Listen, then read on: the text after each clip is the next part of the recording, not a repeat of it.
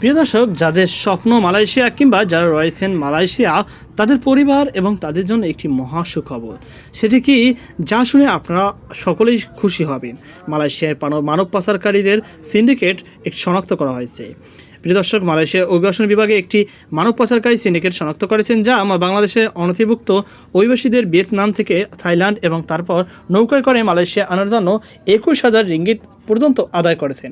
শনিবার দেশটির সিনার হারিয়ানে দেওয়া এক সাক্ষাৎকারে ইমিগ্রেশন ডিরেক্টর জেনারেল রুসলিন জুসোসহ জানিয়েছেন, বৃহস্পতিবার কুয়ালালামপুর জালান সুলতান ইসমাইলের একটি বাসভবনে অভিযান চালিয়ে সিন্ডিকেটের শনাক্ত করা হয়েছে। পরিচালকরা বলেন, পুত্রজায়া ইমিগ্রেশন সদর দপ্তরে গোয়েন্দা ও বিশেষ অভিযানে বিভাগের স্থানীয় সময় সন্ধ্যা 7:02 অভিযানে একটি গাড়িতে থাকা এক বাংলাদেশি ব্যক্তিকে আটক করা হয়। সে একটি পার্কিং এলাকা থেকে দ্রুত গতিতে পালানোর চেষ্টা করেছেন। রুসলিন বলেন, অভিযানকারী দল 10টি বাংলাদেশের পাসপোর্ট, 3টি মোবাইল ফোন, নগদ 50,500 রিঙ্গিত এবং অভিবাসীদের পরিবহনের ব্যবহৃত একটি পেরোডুয়া মাইবি জব্দ করা হয়েছে। তিনি বলেন, সিন্ডিকেটের কাজ ছিল এখানে কর্মসংস্থান খুঁজছেন এমন নথিভুক্ত অভিবাসনের আকাশপথে ভিয়েতনাম এবং তারপর স্থলপথে থাইল্যান্ডে নিয়ে যাওয়া।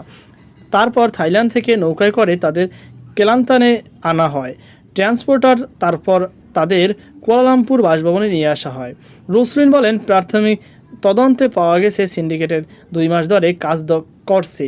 পরিবহনকারীরা ব্যক্তি পাচার বিরোধী এবং অভিবাসন আইন 2007 এর দ্বারা 26A এর অধীনে তদন্ত করা হচ্ছে। আটক 21 থেকে 38 বছর বয়সী অভিবাসীদের অভিবাসন আইন 1959/63, পাসপোর্ট আইন 1966 এবং অভিবাসন বিধিমালা 1963 এর অধীনে তদন্তের স্বার্থে আটকদের পুত্রজায়া ইমিগ্রেশন ডিপোতে রাখা হয়েছে। তো প্রিয় দর্শক, ইসলাম আমাদের সর্বশেষ আপডেট।